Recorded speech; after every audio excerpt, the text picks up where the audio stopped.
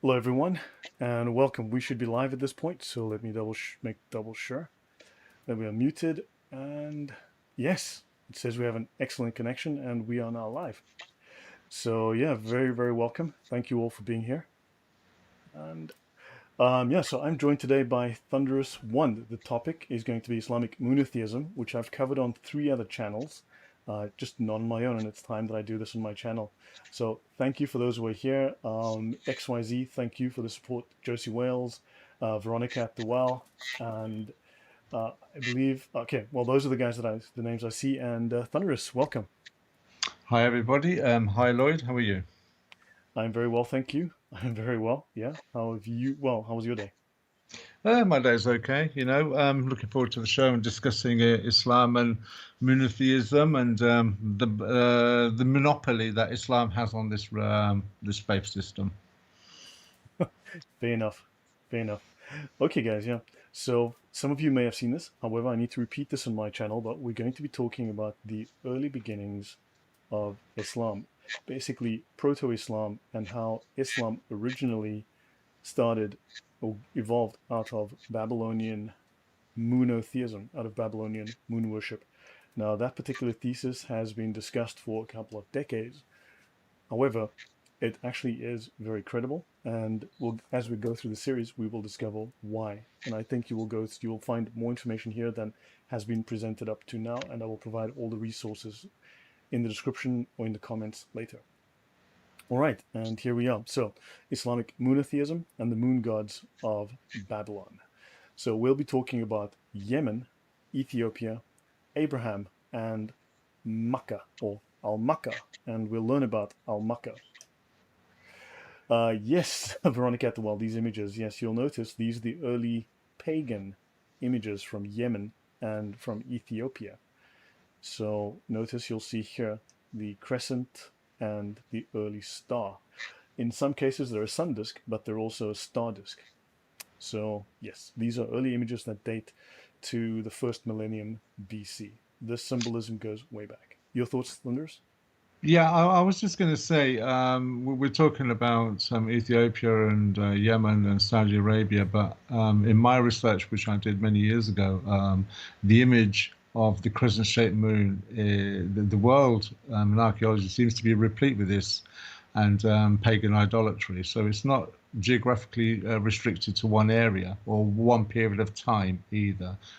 History shows that this symbol seems to be a consistency through history and man's fascination with worshipping the stellar objects. Agreed. Very agreed. Very much agreed.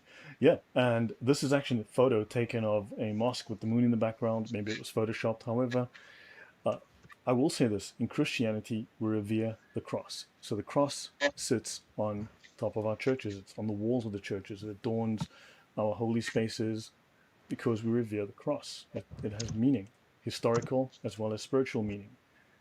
Islam reveres the moon, which is why the moon is on all of their holy spaces, because it has historical as well as spiritual meaning. I think this is obvious. So this is called monotheism. Right, so summary of the overall thesis. We will examine archaeology, history, language, as well as the Islamic sources. Christianity was an early arrival in Arabia and had an impact. However, prior to that, there was Babylonian paganism. Proto-Islam can be traced to Yemeni and Ethiopian paganism. The Ethiopian paganism was brought there from Yemen. Proto-Islam was based on pagan moon worship. The Arabian pagan gods were copies of the Babylonian, Sumerian, and Canaanite gods. We also know that there's no early evidence of Mecca in Arabia, and we will cover that in some depth. There is evidence for many Meccas in Yemen. The main Arabian pagan god, oddly enough, was called Makkah. And you might have heard of a very popular city in Arabia called Makkah. And then, of course, we will have a look at the mystery of Makaraba. This is the location that Islam likes to claim, or that Muslims like to claim, was the earliest mention of Mecca in the 2nd century. And we will learn about where Makaraba is and also what Makaraba is. Any comments before I continue, Thunders? Do we have any kind of estimated time as to when Christianity actually hit Saudi Arabia or the Arabian Um, Peninsula? they're definitely. So Paul actually was in Nabatea. He was in Petra in the first century. So we know this already from the Gospels. And then you've got a solid presence in Arabia. You're looking at the fourth century at least, if not sooner. Okay, because I think as far as Muhammad's concerned, the earliest that I can find, I dare say in Islamic literature, it would be the earliest, and that's his, was it his uncle or his first wife's uncle, Waraka, was a Christian kind of priest of the Correct. time. Well, let's actually have a look at this since this is interesting. This is from the Biblical Archaeology Society. Now, they collect together biblical evidence, archaeological evidence that aligns with the Bible. In this article, the earliest evidence of Christianity in Arabia, I'm about to do a video on this for next week. This is a rock inscription from the Jordanian desert, and it invokes Jesus. You'll see this rock inscription here, and the Jesus portion is actually here, right? And this article I will discuss with you guys later in the week. So this is Petra here. This is Wadi al-Khudari. This is Amman, Jordan. That's Jerusalem here. So this is now in northern Arabia, and this is where this was found, in this field of rocks. And you'll see here, this is the name of Jesus. And it says here, possibly the earliest witness to Christianity in Arabia, the Jesus inscription from the Wadi al-Qadari is a memorial inscription, meaning that it commemorates a deceased person. It consists of three parts. It gives the inscriber's name, a commemoration of the deceased uncle, and concludes with a unique religious invocation to Isa, which corresponds to the name given to Jesus in the Quran, O Isa, help him against those who deny you. What? So, yeah, Sorry, that Isay, what language is that in? Safayitic. Sorry? Safayitic. So it's not an Arab word then. So the Arab's Issa is Right. that's the proto to Isa is Yeah. the Issa, right? Yeah, if we have a look here, if we look for the Safayitic, Safa, so there are 17 Safayitic words in the Quran right here. Right. This is interesting, and I don't want to digress. I'll just make this comment for the audience that if we go back to the discussion about Islam and 124,000 prophets, Adam was the first prophet, and he came directly from heaven to earth. He spoke Arabic in heaven, and it would have been the purest form of Arabic that ever existed.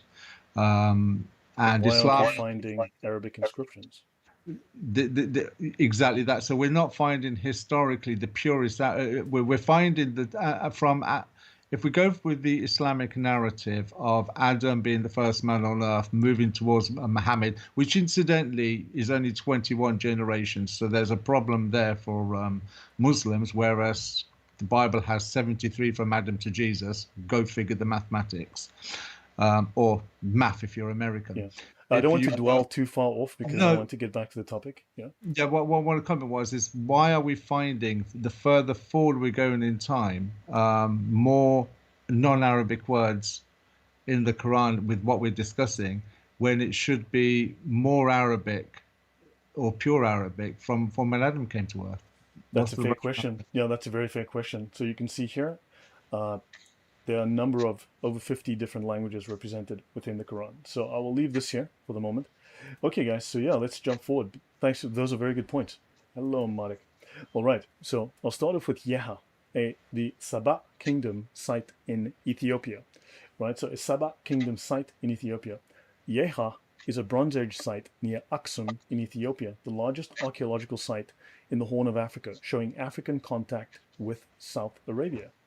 Welcome, Sergeant Gingrich and Dragon. Welcome. Thank you all. Hello, Marek. Yeah, so what we have is this site that shows us that Africa and Arabia were linked. Now, Sabah is the historical Sabaean kingdom of Sheba.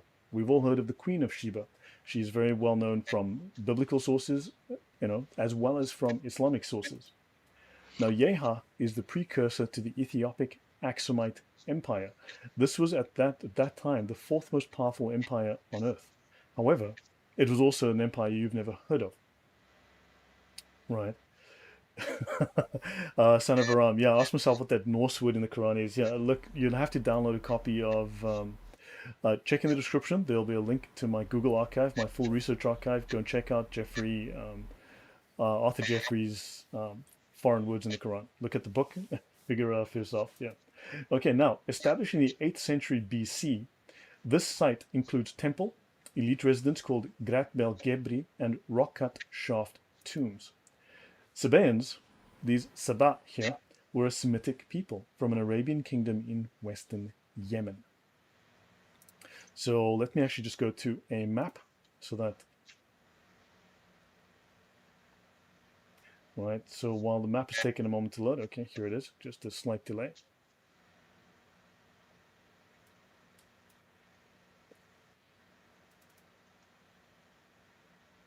So let's have a look here at what we're dealing with. So this here is Aksum. This is Mecca up here. This is Aksum down here. This is the Horn of Africa. This is Arabia. This is Sinai Peninsula. This is Egypt. So we are looking at this area down here called Aksum, and this is Yeha. All right. So now the Sabaeans were Semitic people from an Arabian kingdom in western Yemen. So they invaded from Yemen into Ethiopia, and their empire flourished from the 8th century BC approximately to 275 AD. So they were in the first millennium BC up to the 3rd century AD. Now this temple, oddly enough, is known as Al-Makkah Temple. Now you might notice the similarity to a certain place in Arabia, which is very important in the Islamic religion. And I will make a note that the Yemeni Q sound becomes an Arabic K. So Al-Makkah becomes, in the standard Arabic, Al-Makkah.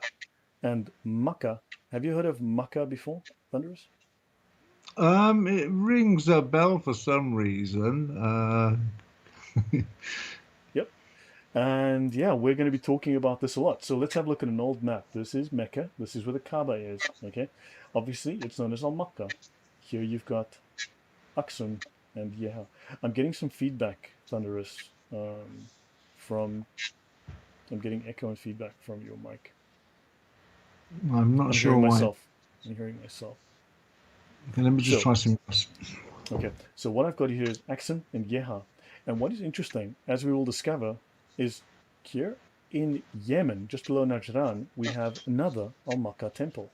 And what is interesting is there will be more than one. There were many, many of these Al-Makkah temples. And Al-Makkah was not just, well, it was also a place. So we'll find many of these Makkah temples in southern Arabia. Josie Wells, oh, thank you very much for the comment. It's really worth clicking the links and educating yourself. Lloyd has done the hard work and the deep research. Yeah, thank you. Okay, so let's continue. Let's have a look at these Sabaeans. Who were these Sabaeans, these Saba? They are mentioned in the Quran. They're also mentioned in the Bible, and we will discuss that. So let's have a Muslim perspective on these Sabaeans. Muslim writer Muhammad Shukri al-Alusi compared their religious practices to Islam in his book Bulugh al-Arab fi Ahwal al-Arab. Arabs during the pre-Islamic period used to practice things that were included in the Islamic Sharia.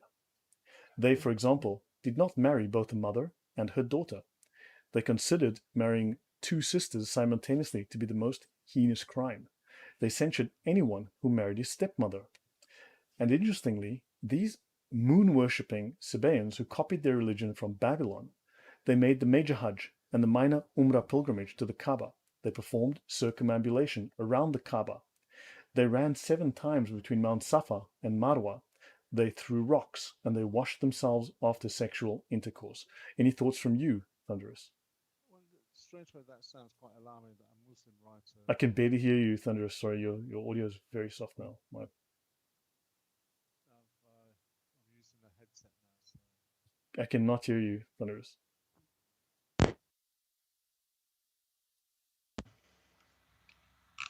So again, say something, please. Is that any? That's much better. Yes, keep going. Okay, so my first thoughts were that if a Muslim writer is actually looking at Islamic practices today as they are, or as when they were being formulated during Muhammad's time, and he's done research and found that these practices pre-existed, is that not a damning indictment of admission? I would say 100%. This is from pagan moon worshippers, right? So these are exactly what Muslims do today.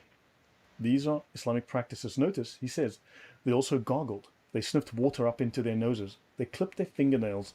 They removed all pubic hair and performed ritual circumcision. Likewise, they cut off the right hand of a thief and they stoned adulterers. These are Islamic practices as they are today.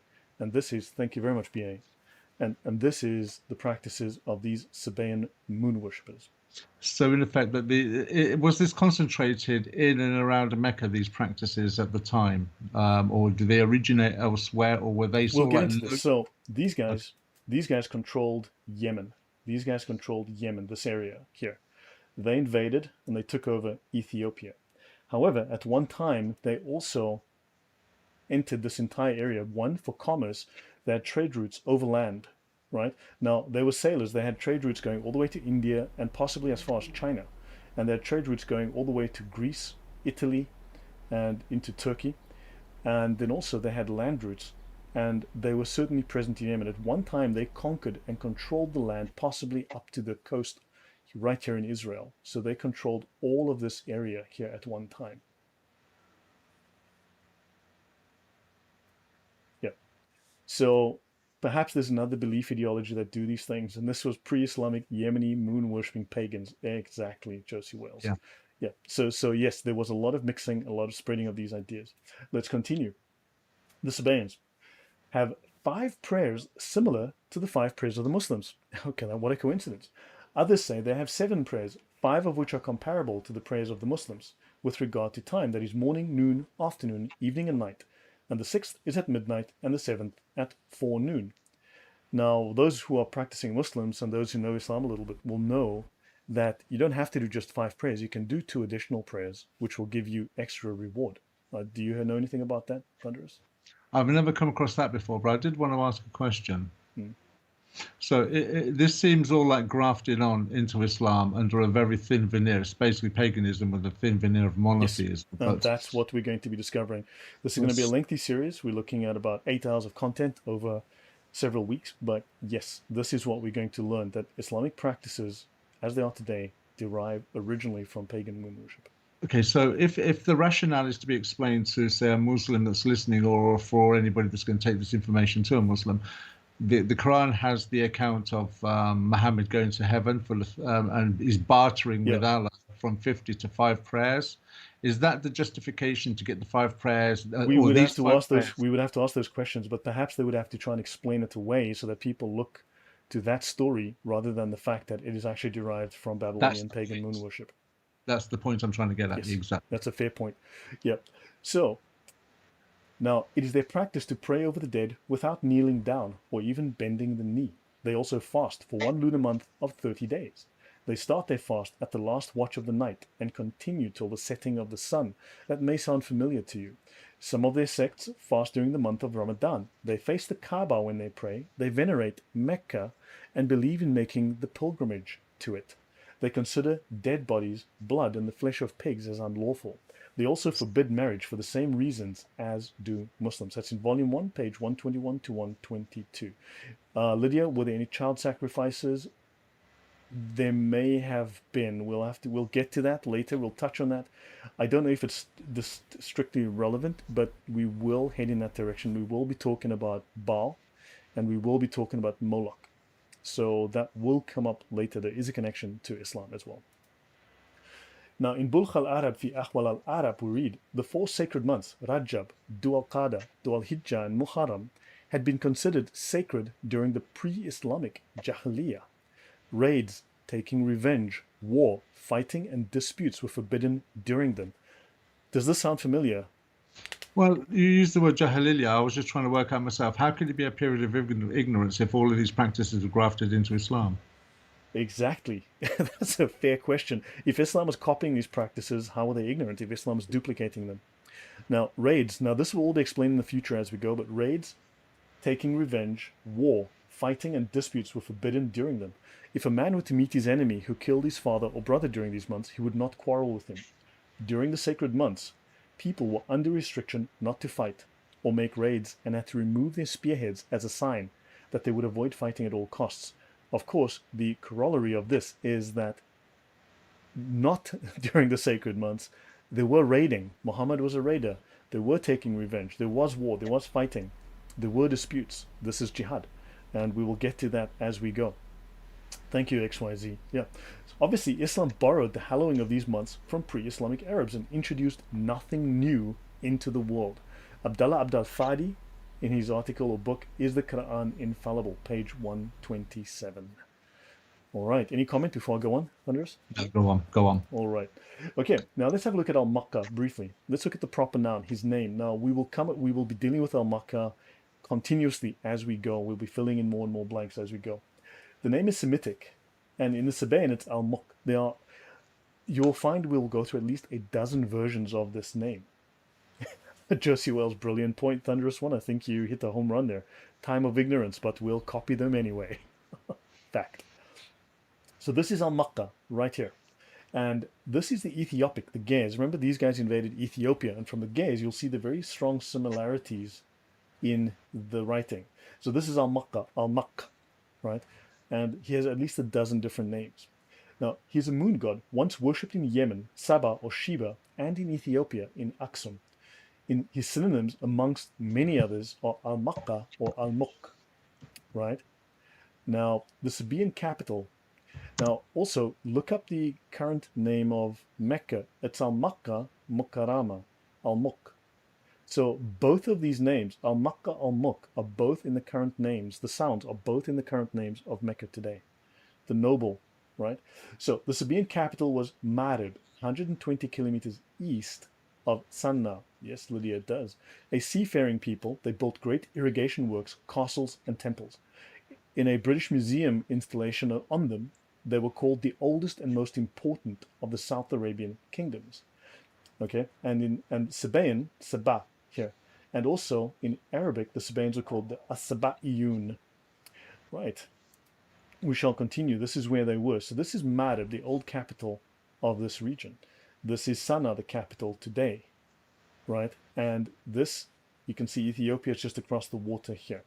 So this is where Marib was. I'll continue. Now, there were many other Al-Makkah temples, and we will come across, again, we'll flesh this out and come back to much of this. Now, dedicated to Al-Makkah, the moon god of Sabah, it measures 14 by 18 by 14 meters, or 40 by 60 by 46 feet. That is the temple to Al-Makkah that we discovered. Being Sabaean, it is similar to the temples of Sabah kingdom capitals, such as the Al-Makkah temple at Sirwa and the Al-Makkah temple in Marib. So now we've got at least two more of these temples. Right? If I go back here, if we go down here, you will see Sirwa and Marib. In fact, if we go to Marib, we'll find two of these temples and another one here at Sirwa. They're just a few kilometers apart. These two are about 1,000 meters apart here. Right? You'll see these two are very, very close. This is the old temple right here. Right? Now, after Marib, Sirwa was the most important economic and political center of the kingdom of Sabah at the start of the 1st century BC on the Arabian Peninsula. So they were an economic powerhouse. They were influential. Right? The continuation of ignorance. Yes, guys. Right. And in front of the building was a platform, oddly enough, with 6 pillars called a propylon. This is very important, called a propylon. Grat Bel Gebri, the palace, also once had 6 pillars. Be better. Do you know what Marib means? No, what does Marib mean? I probably have it somewhere in the notes, but I cannot remember offhand. So if you can let us know what Marib means, that'll be very interesting. Thank you.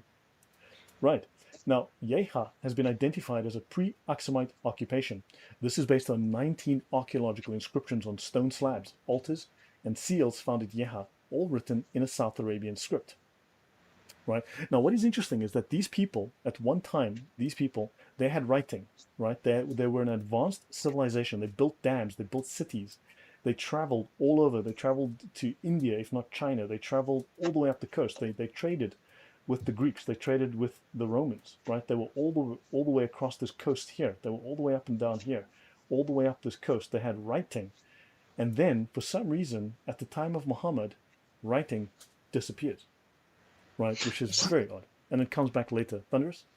No, I was just thinking, because you were saying that obviously these people were very well developed for that Yes. particular period of time. You get the sense of that because the Queen of Sheba visits Solomon. So there's a good thing there. You have the Ethiopian eunuch in the Book of Acts. But also the trade routes must have been, as you said, set up Yes. before Muhammad, because there's historical references of mosques being in China just after Muhammad's death, or maybe 100 years after. You can't do that unless you've already got relationships and the trade route set up. They So had. if it seems I'm following. I can see in this in the length of in the linear time span. You can see that this had moved on from things that had already existed. Fair point. That's a very fair point. Yes. Now notice these one, two, three, four, five, six, seven, 8 pillars. Now, what is important are not the pillars as such, although the pillars certainly have relevance. Understand? What is important are the spaces between the pillars, because you enter from the secular world into the holy world, into the temple, into the what's it? The we'll get to the word later. You enter into the holy section through the spaces. Now let's count the spaces. 1, 2, 3, 4, 5, 6, 7. 7 spaces, 7 prayers. Right? So you entered into the pillar. You entered through this false archway, this false door into the temple. Okay? So, center of prosperity. So, ironically, Westerners Muslims claim to this that the practice they don't like had been part of the local culture before Islam. Yes, and we will discover those practices go way, way back. Okay, let's continue. Now let's look at this. These are the 8 pillars at the Awam temple, okay, to Al Makkah, the temple of Al Makkah in Marib. Now let's look at this one. It's got 6 pillars. 1, 2, 3, 4, 5, 6. This pillar is broken off. 6 pillars will give you 5 spaces. These are your 5 ways to get to God, right? And those are your 5 prayers. So those 5 spaces, 5 prayers, right? 8 pillars, 7 prayers, right?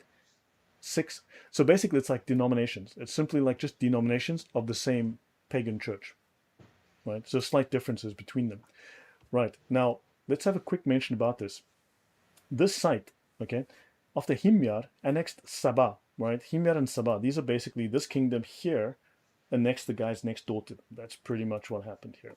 It was clearly a royal site under the Muqarrabs, right? Under the Muqarrabs, and probably directly under a king. And then you've got this place called Najran. Now, Najran is formerly a Christian town, which was in the south of Mecca. Just yet, it used to be part of Mecca.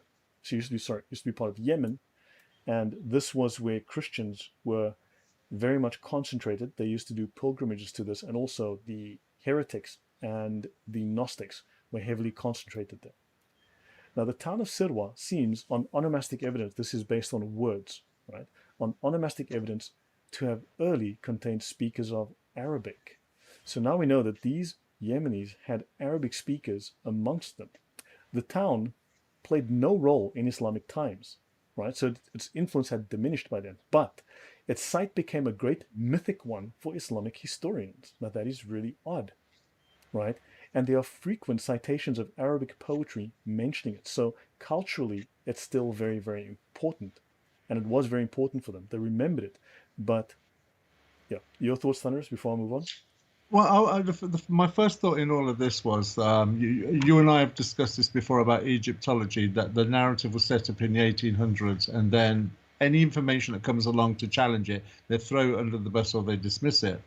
I think good examples, I think it's Jonathan Templeton or David Rohl that challenged the narrative. In this instance, you've clearly done a lot of research. Your resources are impeccable. Do you not find in all of this information that you're looking at that there are historians or archaeologists that challenge each other in what they're finding? Because it seems to me that when you look at history, there are maybe 2 or 3 narratives where they're making an interpretation that fits what their presupposition is. You're looking at this objectively, and you're joining the dots. Yeah. Do you find that there's a frustration in yourself when you're reading articles that maybe conflict with what the reality is? So what you find is that the scholars have all of this wealth of information in these silos, right? But they don't connect it to the next item in the next silo. They keep them separate. It's almost like they are unwilling or afraid, or for some reason they refuse to make that connection, to join those That's dots. That was my next question. I was going to say it could either be ignorance or arrogance, but also with Islam, you are playing into the fear factor, and the threat is very real. Because the information is there, and it's you when you read the language, you get the feeling they don't want to say what the obvious conclusion is. Yes, exactly. So let's have a quick look at Awam Temple. I'm going to utilize here the Smithsonian Institute, right? It is not Wikipedia, just so we know.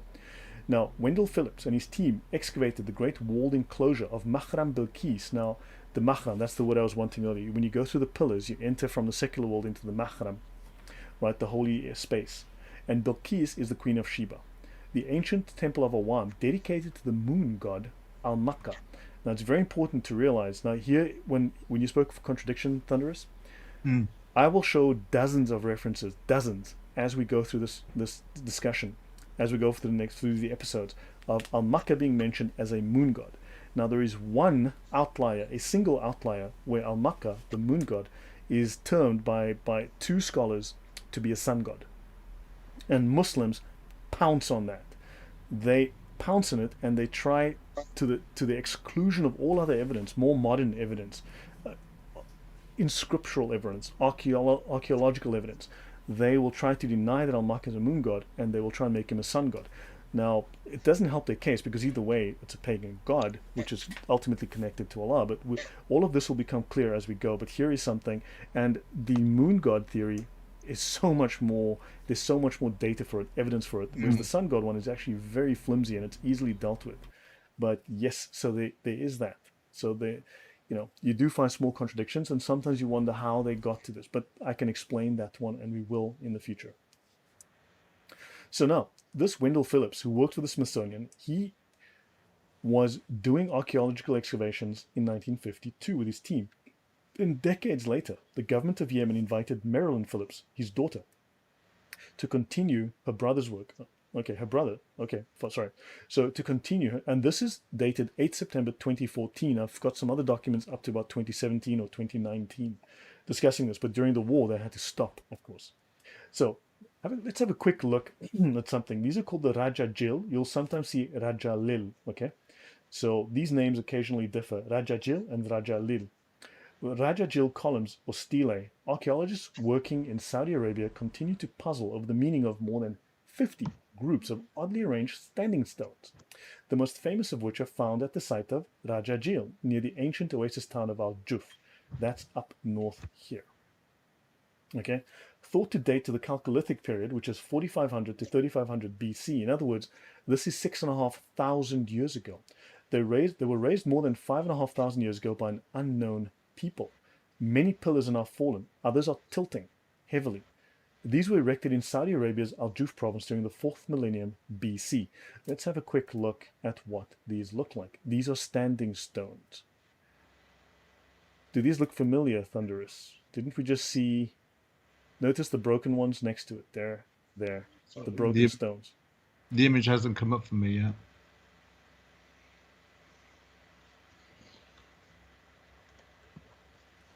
Take care, XYZ. Thanks for being here.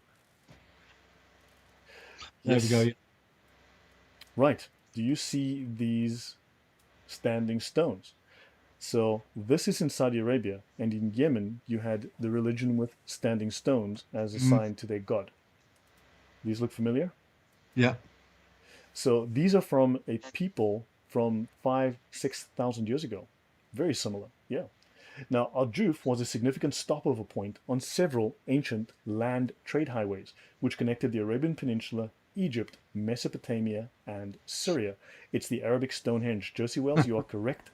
We will talk a lot about that. I will show you, for instance, there are at least 50,000 such sites in Arabia. 50,000, right? We will cover that later.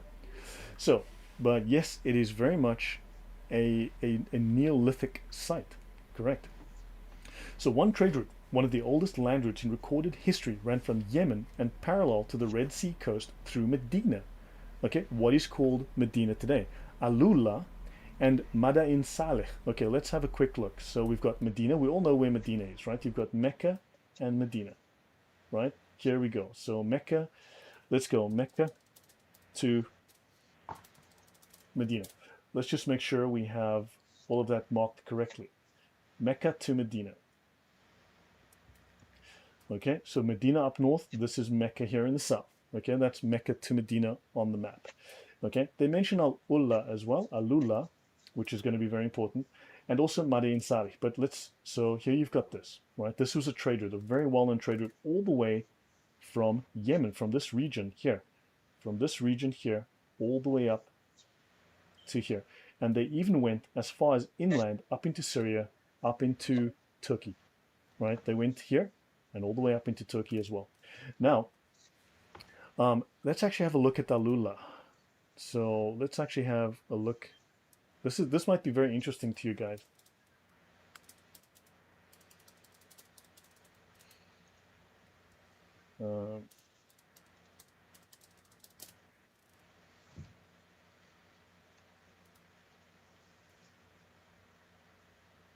This is Al-Ula in Saudi Arabia. This is Al-Ula. Have a look at this. This is Saudi Arabia. Right? Clearly there was some sort of advanced civilization. You can see there's numerous things like this, but also you're going to find later on, we will discuss Al-Ula, and you're going to see evidence of archaeological sites that go back 7,000 years, sites like this, far more sophisticated ones, but you'll see sites and excavations of this nature going back thousands of years. Any comment from you? Not only I personally, and this is my own personal opinion, I challenge the timescales of 7,000 or 6,000 years, but it kind of shows, irrespective of what the timescales are, the advanced knowledge that they will have had in structure and arrangement, also with scale as well. Yeah. They're not primitive people, and it shouldn't be considered that they are. Clearly very well advanced. Yeah. If you look at some of these constructions here, look at some of what they've done here. These people were able to do these things. And also the size of this is like 90 to 100 meters or more in size. These are 100 meters or more in size, right? So that's the kind of thing that you're seeing in Al-Ula, right? So this civilization, which was this Neolithic civilization producing this. Welcome, Eva. Welcome, Jordan. So we're traveling north. Okay, so these guys went to Damascus, they went up to Turkey. Turkey is going to be very, very important for us as well later.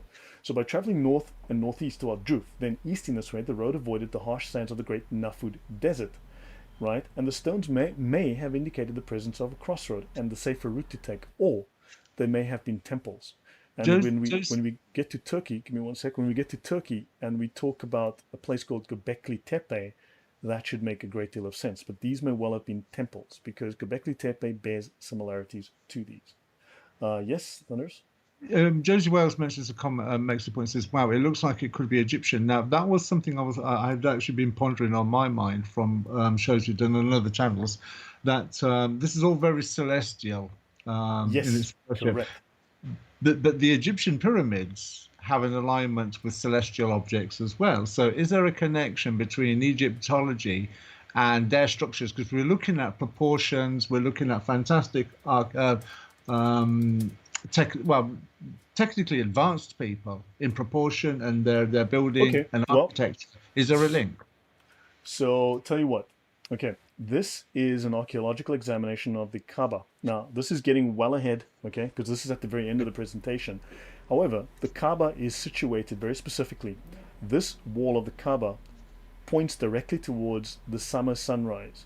This side points to the 3 stars, which is the handle of the plow. So it is astrologically aligned. This points to the winter sunset, and this wall points to the rising point of Canopus. Canopus is the second brightest star in the sky. The Kaaba itself represents Sirius, the brightest star in the sky. But not only that, these walls also represent the 4 winds. So it is meteorological as well as astrological. So the alignments of the Kaaba, okay? So the first of the winds is the Sabah, which is easterly of the Kaaba, facing the wall between the black stone and the southern corner. It blows between summer sunrise and the rising point of Canopus. The second is Janub, which is southerly, and blows from the rising point of Canopus to the winter sunset. So now you've got these points that point to the winds. So this is entirely astrological. I will jump ahead to something else. So we're going well ahead, but since the question has arisen, I'll bring this up. I want you to see this. So this is the Kaaba, right? And what is important is this. Notice these people moving counterclockwise. They actually move counterclockwise around the Kaaba, right? Then notice Sirius, right? And notice the stars in the heaven moving counterclockwise because the Kaaba is God's abode on earth, whereas this is his abode in heaven. This is the Neolithic belief. And if we continue here, you'll notice here you've got the moon. This is the crescent moon. This is the Kaaba, which is Sirius. Here is the disk of the sun. And the people move counterclockwise around this star. Is there a connection there? Because Yes. in Islamic parlance and their narrative, they will say that in Allah's heaven there is a Kaaba there as well, Yes, and correct. the Kaaba And this is on the earth. representation on earth. And this is But Allah's Kaaba here.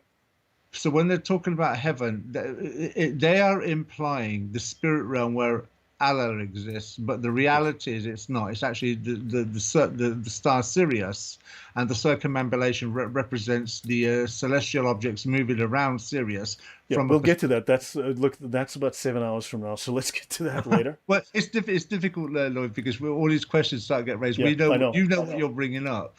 Yeah, I know. So, but let's continue. So you've seen these here, right? So you've seen these stones, right? These pillars.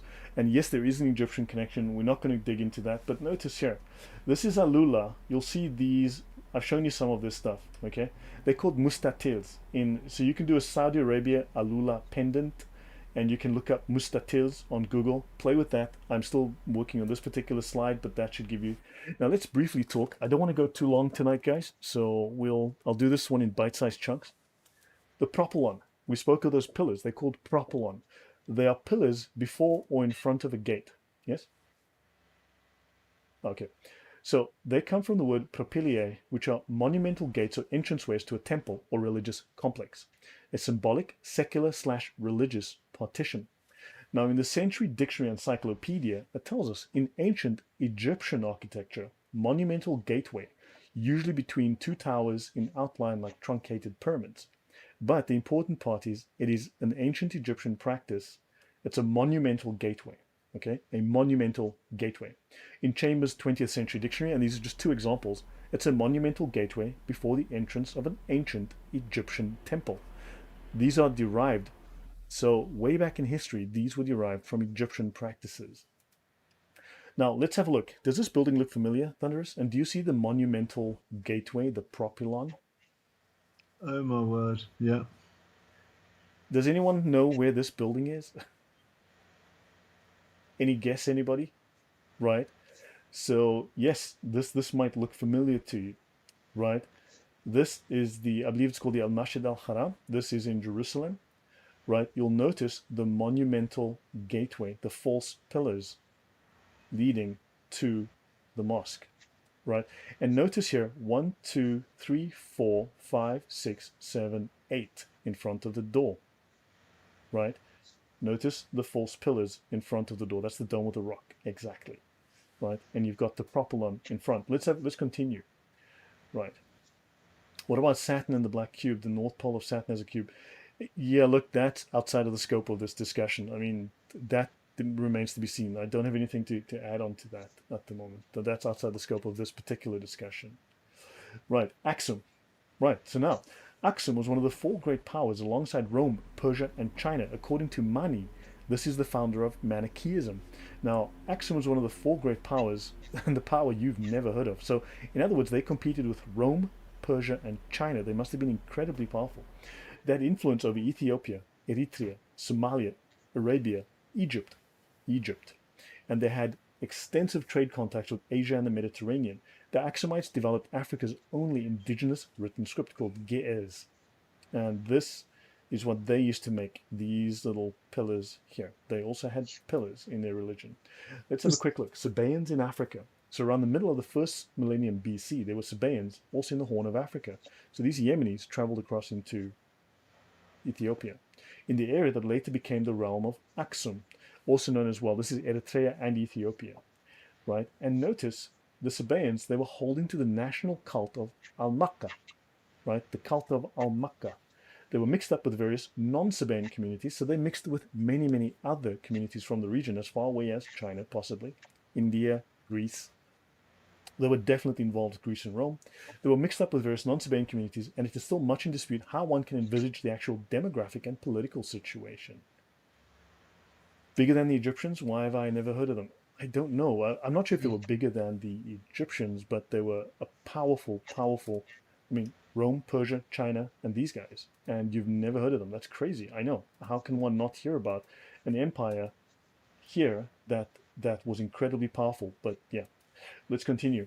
Now, briefly, these stelae, these little standing stones. Hello, Arnold Nathaniel. Welcome. Right. So, some remarks on the origin of the Aksumite stelae, and this is a paper by Rodolfo Fatovich. This paper is to investigate the origins of the Aksumite stelae in the light of Near Eastern and African megalithism. Right? So, in other words, these megaliths were all over the Near East, in other words, Arabia. The possible funerary stelae of the 3rd millennium, so they go back 3,000 years, were found in the Negev, so even in Israel, right? The Negev. So they're associated to cairns of flat stones, 7 to 8 meters in diameter. Cairns of flat stones, these flat stones, we just saw those in Alula, right? These little round cairns of flat stones with the burial in the middle, okay? So at Bab ad-Dakhra in Jordan, they were also, here in Jordan, they were all over the place. They were a sanctuary devoted to the ancestor cult from the 4th and the 1st millennia BC in Rizqeh in southern Jordan. So in other words, this kind of thing was all over Arabia, from Jordan all the way into Africa. Now, the Aksumite Empire. So let's go to National Geographic. Do you have anything you want to say, Andres? No, I just two things. One, I'd never heard of these Aksumite people before. To consider they've had an empire, I find that surprising. And second of all, you showed the image of the pillar. How is that any different from an obelisk? Not very much, because back in the day, right? Back in the day, this was everything here was Egypt. As far as when the maps back in the day, the maps were basically round, and this was all you saw, right? If you go back to old maps, right? And then you had Egypt on the maps, and then everything was sub-Egypto, right, below Egypt. Ethiopia at one time meant or indicated anything below Egypt, Yeah. right? So understand, so these guys inherited from Egypt, even Babylon, right? They all somehow claim, or they have an Egyptian influence. They claim an Egyptian influence. They're tied originally back to Egypt. But what is interesting, what you guys may not understand, there are inscriptions in this area of Africa. This is Egypt here. This is Ethiopia here. Now, this is outside of the scope of this thing, but I'm just going to mention it because I will talk about it another time. You see here, where I've got this Star of David. This is called Soleb. Okay, this location here has the oldest Yahweh inscription, right, in the world. This is where they found the oldest inscription in the world to the god Yahweh. Okay? And these people are called the nomads of Yahweh, and they were the enemies of these guys. The nomads of Yahweh, they worshipped a god called Yahweh. Hi there, Too Many Marys, welcome. Yeah. So these guys were the nomads. So this inscription goes back 3,500 years. So in other words, it rivals what we know of the Egyptians. So in other words, Yahweh, the name of the god Yahweh, and the practitioners who followed Yahweh, they go way back in history. They rival these kingdoms. So that's just an aside over there.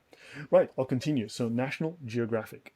The Aksumite Empire was a wealthy trading nation in northeastern Africa, achieving prominence by the 1st century. They were unifying and controlling a large territorial state and had access to trade routes linking the Roman Empire to the Middle East and India. And the Aksumite Empire introduced Christianity to the rest of sub-Saharan Africa. Now, archaeologists have found evidence of a complex society called the Diamat or Dimit. Now, Dimit has a word. This word, we'll get into that later when we start talking about idol worshippers. And we start talking about the early meaning of where the word Islam comes from. Right? Called Diamat or Dimit, that preceded the rise of Aksum by several centuries, based in Yeha. Now, here we've got this Dimit in Yeha, and in the Tigray Highlands, about 50 kilometers northeast of Aksum. This will be tied to Islam later. Okay, now it was strategically positioned at the crossroads of trade routes from East African coast to the African interior. So this means they were trading into Africa. And trading partners included most of the major states in the known world: Egypt, South Arabia, the Middle East, India, and China. These guys were very evolved, very advanced, very wealthy, and powerful, and also highly influential. So yeah, and their most important commercial trading partner were the Byzantine Romans. I'll pause here. This is where, notice, they controlled at least this region. So they controlled probably further east here, and they controlled that influence. At one time, they invaded and they took over all of this region and even controlled Mecca, or very nearly controlled Mecca. Your thoughts, Thunderous? No, I've got no comments on that. This material now is new. Anything to do with Axumite, I have no clueless on. Yeah. So they were a very powerful, as you can see, seafaring nation. They went all the way up to, again, Greece, Rome, right? So these guys traveled extensively to India, China. So these guys had very strong links. So there was a lot more going on, and these guys were the first to spread Christianity. Now, what is interesting, Christianity is dated, in their case, to probably the late third, early fourth century. So the 200s, these guys were already practicing Christians, and they were spreading Christianity throughout the rest of Arabia. In fact, they took Christianity into Arabia here, as well as south. Yes. Could I just ask a question? The Axumite, they're clearly responsible for trade and, if you like, networking, if you want to use a better phrase. Now, we're using the term they were very powerful and they were doing business with Greece and Rome and places like that. Is it in context then, just so that I can understand this correctly? America is a powerful country and Amazon is a powerful business company. Are we looking at it in the context of power in a different way? Because when we use the term power, we're looking at it from a powerful country point of view. What we should be looking at the Axumites is maybe a very powerful business point of view. They were influential, but they also had a strong military. They invaded this area. They took over this area at one time. They controlled this militarily. They controlled this area for about 75 years. Okay, so it wasn't some kind of Amazon or DHL where they... No, they were very economically powerful, and even after the military occupation ended, they were still economically influential. Okay. Yeah, they still were culturally and economically influential. So now let's have a look at some coins, right? Now all of these pieces will be joined together, right? Coins. Aksum was the first African country to mint its own coins, so they were quite advanced. They were in gold, silver, and bronze, and they were in the standard weight categories issued by the Roman Empire, which tells us they were trading with the Romans. They wanted coins of the same value, so they could easily trade. These coins have been recovered in multiple foreign locations as far away as India, and they were also the first Christian kingdom to put crosses on coins. Let's have a look. They were the first Christian kingdom to put crosses on coins. And this is their king. These are crosses on coins. Lydia says, yeah, to be powerful, you have to be ruthless back then. And that makes good sense. Yeah, that makes good sense. So, moon worship. Now, the Aksumite ruler was called the Negusa Nagas, the king of kings. Right? And King Ezana, he ruled from roughly 320 to 360 AD, and he converted to Christianity as verified by Aksumite coins. This was him. Notice, does that look familiar? Ever seen this symbol before, Thunderous? Yeah. Yeah, it looks like a crescent and a star. Looks like, and looks like it's something to do with the Bible. I might be wrong on that. But yes, so now you've got a crescent and a star. So he was a pagan. So he had coins with a pagan disc and a crescent. His later coins have crosses, right? So the later coins, you can see here again. So he's the first Christian king to put crosses on currency. Josie was asking the question, when was this? About 200 AD? I just have the date right here, 320 to 360 AD. So look, I mean, you can give or take, I don't know, plus minus 20 years, given the inaccuracies in the history, but this is roughly this period. Okay, these coins date to that period. So this is solid archaeological evidence. All right. And we do know that this kingdom was already practicing Christianity. If not officially, it was practicing Christianity in the 1st century and was strongly Christian by the 4th century, late 3rd century. Yes, Thunderous? Oh, I was just thinking, I'm just looking at the coins. At the top of the coin, you see the crescent with the star in the middle. Yeah, that's this one, yeah? Yeah, it's... I find... I'll make a comment maybe in another show about those, but... that's amazing. That's revealing. That's exposing. Yeah. So he was a pagan. He then converted to Christianity and converted all the coins. You can see now he becomes Christian. He now has the cross on the staff. He now has the cross. So he's the first Christian king. Now, Ethiopia is possibly the first Christian state. Its conversion to Christianity dates to roughly the same time as... good grief. What is that state next to Turkey? That was in Armenia. Thanks. So, Aksum became the first sub-Saharan African state to embrace Christianity. King Ezana proclaimed Christianity state religion in the early 4th century. And for a century before that, Roman traders had brought knowledge of the Christian religion to the Aksumite mercantile network. And this is very important to understand that information travels through mercantile networks. Back in the day, information traveled through trade networks. These guys had a substantial trade network, and the guys before them, the Yemenis, had a substantial trade network, and that is how ideas, including religious ideas, flourished. Wow, Glory, thank you very much. I'm so, Peter, thank you very, very much. I appreciate appreciate that contribution. Thank you. Right. So in the 6th century, Aksumite King Caleb sent a force across the Red Sea to subdue the Yemenites. And he dominated South Arabia for about 70 years, and the Byzantine emperor supported Aksum largely due to Yemen's persecution of Christians. They were persecuting Christians here in Najran. So the Yemenis were persecuting Christians in Najran. These guys responded by sending their forces across. They sent across a guy called Abraha, and we don't know, but they may or may not have sent him with a bunch of elephants. You guys may have heard of Abraha. Have you heard of Abraha? Abraha, that sounds familiar. The guy that attacked Mecca with the elephants? No, I'll need to be reminded on that In one. Islam, so the year of the elephant, Muhammad is born in the year of the elephant. That's the year that Mecca was attacked by King Abraha with his elephants. Yeah, sorry, yeah, absolutely, because Muhammad was born. Yeah, now you remind me. Abraha, yeah. Okay, let's continue. He was from Aksum. Yes, correct. In fact, he was sent by the emperor, and Abraha went across here, conquered this whole area, took it over, and decided, you know what, I like it. I think I'll stay, and he split off from the king of Aksum. So let's continue. Right. So now the first church in sub-Saharan Africa. So this is where I'll end today. I will continue this section. We'll just finish this, and then we'll end here today. The first church in sub-Saharan Africa. This is from the Smithsonian magazine, so it's not Wikipedia. The church unearthed in Ethiopia rewrites the history of Christianity in Africa. Archaeologists can now more closely date when the religion spread to the Aksumite Empire. Okay, so let me continue here. Oh, let me just minimize that. So I'm just going to bring up this link.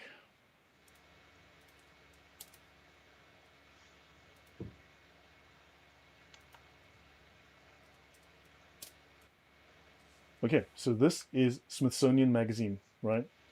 So this is from the Smithsonian. It's not Wikipedia. I'm not copy pasting Wikipedia, but of course, Abdul's are going to be saying exactly that in 5 minutes. Now, this church on earth in Ethiopia rewrites the history of Christianity in Africa. So this is a dig that happened not that long ago. At an archaeological site in Ethiopia, researchers are uncovering the oldest Christian basilica in sub-Saharan Africa, right? And in the dusty highlands of northern Ethiopia, a team recently uncovered the oldest known Christian church in sub-Saharan Africa. And it's early, so they're talking now of one of the world's oldest kingdoms and its early conversion to Christianity. So this kingdom emerged in the 1st century AD and would go on to dominate much of Eastern Africa as well as Western Arabia. We've already shown the maps on that. So this church was built in the 4th century AD, about the same time as when Roman Emperor Constantine legalized Christianity. Constantine did not make Christianity the state religion. He simply legalized its practice. And this is around 337 BC. Right, AD, sorry. It may well be prior, okay? So it may well be prior, but now, so Christianity arrived at an early date nearly 3,000 miles from Rome, and this find suggests that the new religion spread quickly through long-distance trading networks that linked the Mediterranean via the Red Sea with South Africa, with Africa and South Asia, shedding fresh light on a significant era about which historians know little. Aksum was one of the world's most influential ancient civilizations, but it remains one of the least widely known, says Michael Harrower of Johns Hopkins University, the archaeologist leading the team. Your thoughts, Thunderous? No, it's not the first time that something like I remember when Nineveh was founded in the 18th century, but before then, the Bible was mocked about the Assyrian Empire in Nineveh. Yes. Then it gets found, and it's now one of the better known world powers from the biblical narrative. I think with this Aksum, this is what we're finding now, from what I'm discerning. This too, the more archaeology is researched, the more about this power is going to be unearthed. Right. Now, they traded by camel, donkey, and boat. Okay, in silver, olive oil and wine from the Mediterranean to cities along the Indian Ocean, which in turn brought back exported iron, glass beads, and fruits. And you can see the crosses here. You can see the cross here. Okay, so a stone pendant with a cross and the term venerable in ancient Ethiopian Gez, right? So the kingdom began its decline in the 8th and 9th century, eventually contracting to control only the Ethiopian highlands, right? Now, they were at one time peaceful with Islam, but of course Islam became more aggressive and the kingdom came under attack from Somali and then Ottoman armies. Now, notice nearly half of all Ethiopians today are members of the Ethiopian Orthodox Tewahedo Church. Now, for those of you who don't know, have you heard of the Tawhid, Thunderous? That would be something to do with the worship of only one God. There's only one. God is one, Allah is one, Tawhid. For those who are interested, the Ethiopian Orthodox Tewahedo Church, this Gez word, is the origin of the word Tawhid in Islam.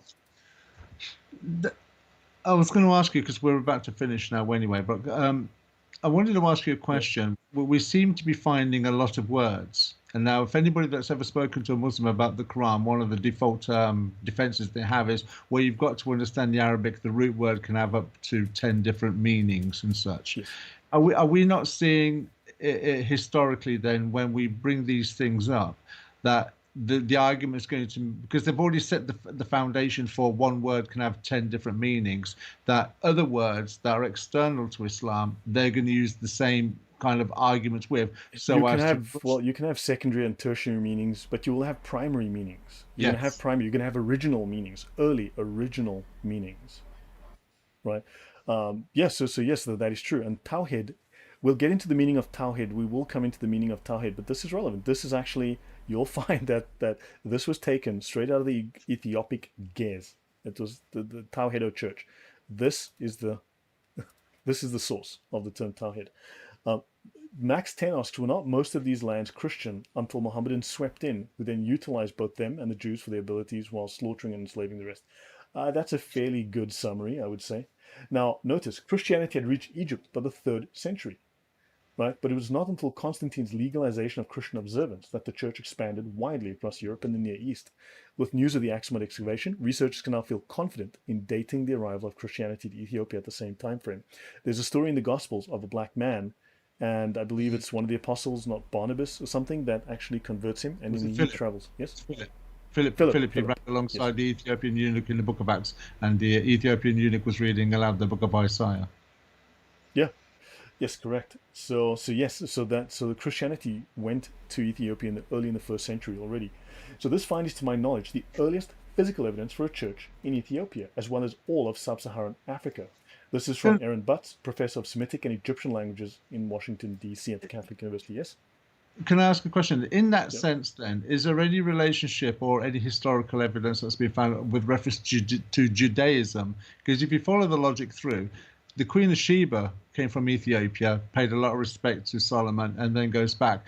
The eunuch was obviously been to Jerusalem and went to worship at the temple and was on his way back. So there must have been some kind of strand of or should say, there must have been a strand of Judaism in Ethiopia prior to it going into Christianity. The Ethiopian Orthodox Tewahedo Church is a little bit Jewish in its practice. Yes, it does retain a very strong Jewish flavor. And we will speak briefly about the Ethiopian influences. We will do that, but that I've got for a separate presentation. But I want to focus on Yemen. I will be touching on Ethiopia. Then we'll focus mostly on Yemen, and later on I'll go back to Ethiopia. But Ethiopian Christianity, which has a very strong Jewish element, right, has a strong and direct influence on Islam through numerous people. And yes, we will find that. Okay. Yeah. So notice this was home to temples built in a southern Arabian style, dating back many centuries before the rise of Aksum. The temples reflect the influence of Sabaeans, who dominated the lucrative incense trade and whose power reached across the Red Sea. Now, what is interesting, the excavators' biggest discovery was a massive building, 60 feet long and 40 feet wide, resembling the ancient Roman style of basilica, which is interesting. Now, what is odd about this is that the Aksumite temple at Yeha that we spoke about, the temple of Al-Makkah, also happens to be exactly 60 feet long and 40 feet wide. So what they did was they simply took over an old temple of Al-Makkah and they converted it to a church. Now, later on, we will discover that the temple that we call the Kaaba today was once apparently an Ethiopian church that was converted to a mosque.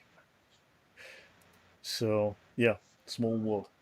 Now, in the research paper, they speak of this unusual collection of artifacts, right? A very unusual collection of artifacts that suggests these are bulls. These are pagan figures, like bulls' heads, pagan figures, right? Gold rings and various other things. So clearly evidence of pre-Christian beliefs, but the paper says that this is a mixing of pagan and early Christian religions. They have evidence in the earliest Christian sites that there was a mixing of Christian and pagan beliefs. In other words, heresy developing, right? So this would then lead to offshoots which are partly Christian, partly pagan, partly whatever the heck they are. Your thoughts, Thunderous? No, you took the words out of my mind. I was going to say, would this at this point become fractured and splintered, or cause a fracture and splinter? Yeah, correct. So here's a golden cornelian ring depicting a bull's head, very tiny, from the excavation site. So these guys were able to work. This is 10 mils across. I mean, these guys were able to work. That's fairly fine work for that era. So Christianity first came to Aksum in the 4th century when a Greek-speaking missionary named Frumentius converted King Ezana. Okay, so this story is all about this, where we've got the story of Philip, but we know that this was Christian very early on. So this is what makes the discovery of this basilica. It is reliable evidence for a Christian presence northeast of Aksum at a very early date. And the spread of Christianity was intertwined with the machinations of commerce. In other words, again, information flowed through commercial networks, right? Religion flowed through commercial networks. Religious ideas, religious symbolism flowed through these commercial networks.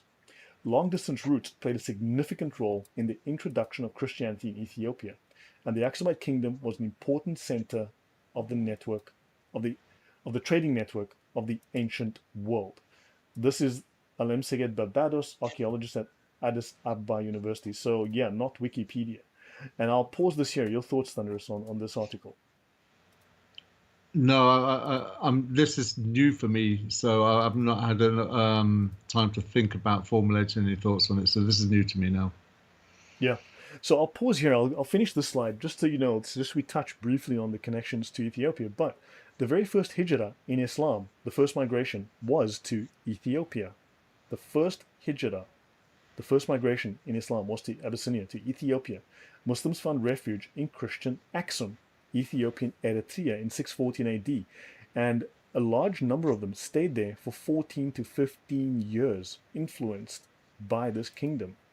When the apostle saw the affliction of his companions in that, though he escaped it because of his standing with Allah and his uncle Abu Talib, he could not protect them. So he said, if you were to go to Abyssinia, for the king will not tolerate injustice, and it is a friendly country. How did he know?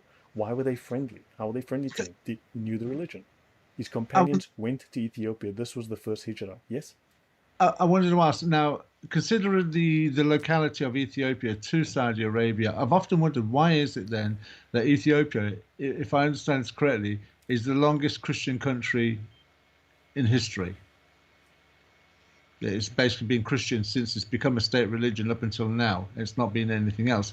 And why is Saudi Arabia and Islam historically kind of like kept away from it? Is there some kind of like, I wouldn't say pact, because obviously we're generations away, but some kind of historical respect in why they did try to take over the country. There are a number of Muslims in the country, but a large number of Ethiopians are obviously Christian, following the Tahir church. But I don't know. I mean, there's certainly links going way back from family intermarrying to economic and trade links, support during war, and so on. So yeah, I mean, Ethiopians were often the soldiers who protected the trade caravans.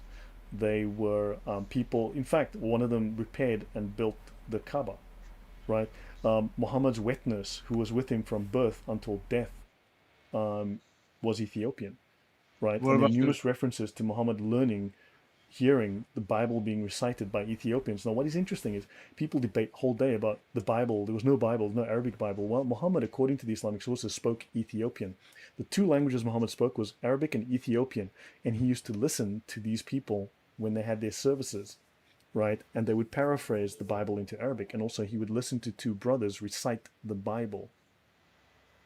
So there would be this link. And Arabic, al-hijra, where Muhammad's followers, the Sahaba, fled the persecution of the ruling Quraysh tribe. There's some interesting information about them we should also discuss at some point. The Aksumite king who received them is known in Islamic sources as the Negus or the Najasi. Right? Some of the exiles returned to Mecca. They made the 622 to Hijrah to Medina with Muhammad. Others remained in Abyssinia until they came to Medina in 628. In other words, they stayed there for 14 years. So I'll pause here. So any final thoughts before we go? No, it's been a fascinating historical discussion, and very, very well researched. Thank you. So thanks, guys. That's the first part of this. I'll pause here. So Josie Wells says Ethiopia, Eritrea, even the word Addis Ababa has Arabic roots. There's Islam across the Red Sea. Well, the thing is that a lot of words, a number of words that people use here. For instance, have a look at this list. Let me just go back here. Let's have a look at this list here. Right. You'll notice Islam. This is from the book Foreign Words in the Quran by Arthur Jeffrey. Right. If you look at my community page, you'll find this. I'll drop the link in the chat, in the comments later. But notice you have Syriac, Aramaic, Hebrew, Greek, Ethiopic, right? There's hundreds of Ethiopic words and also a lot of Greek words. We have to ask ourselves, why are there so many Greek words, right? And I will talk about that and I will get into that. By the way, I had finally, after 6 months of back and forth, I finally met with Jay Smith. We recorded 2 episodes a couple of days ago and those should be aired next week, I believe. It remains to be seen, and he's on a visit outside of the country right now. So once he's back, we will continue in 2 weeks. And yeah, I will be talking about this Greek connection because it is very possible, very historically possible. Because why are there 205 Greek words in the Quran? Well, because there were strong connections to Greece, oddly enough, and especially the philosophy of Neoplatonism. Right, so there's a connection there, and it's very, very possible that the founder of Neoplatonism is at least one of the people used as a template to model the Muhammad that we know. If you look at the parallels, it's actually very, very unusual and very interesting. So the founder of Neoplatonism may well be one of the people, and I will be presenting that when I talk with Jay Smith once that comes out as we go through the episodes. And also I'll be talking to Al-Fadi tomorrow, and I'm supposed to be recording on Wednesday and also doing some live streams with him. So guys, we'll see how that goes. Any final thoughts, Thunderous, before I run off? Did I answer that question? Yep. No, you have done. The only I think I've made a comment before. The whole language thing with Muslims and Islam doesn't make sense. If Adam was the first man speaking Arabic, direct Arabic from heaven onto earth, and 21 generations later we have Yasser Qadi, where I put the clip up on my channel where he says that the Arabic language reached its peak with Muhammad. But surely that peak would have been wasn't even completed at that point. No, exactly. So it kind of goes to show that the Islamic narrative contradicts itself, because Adam was the first man. It would have reached its peak then when Adam was the first man on the planet. So we have to ask Muslims more questions about this Arabic language. And if it reached its peak with Muhammad, then why are we finding all these alien words inside the text? Correct. Yeah, Indonesians don't speak Arabic. Yeah, exactly. So yeah, those are very good questions. I mean, really, you've raised some very, very strong points. Marcus Steiner, thank you very much. Yeah. So guys, I will call it here. We might come back in the week. I've just got a very busy week, as you know. Adam was not the first man, according to Islamic sources. Muhammad was the first creation of Allah. So he was there at the beginning. Yeah. But that's a discussion in itself that I've wanted to do with you about the light of Muhammad, or Muhammad being the light. But that'll be for another time. Cool. So Eva, who was the first man according to Islamic sources? Josie Wells, yeah, Islam is a mixture of everything, yeah, and Arabic is a mixture too. Those are correct on both counts. I believe that is an accurate statement. So yeah, guys, I need to call it.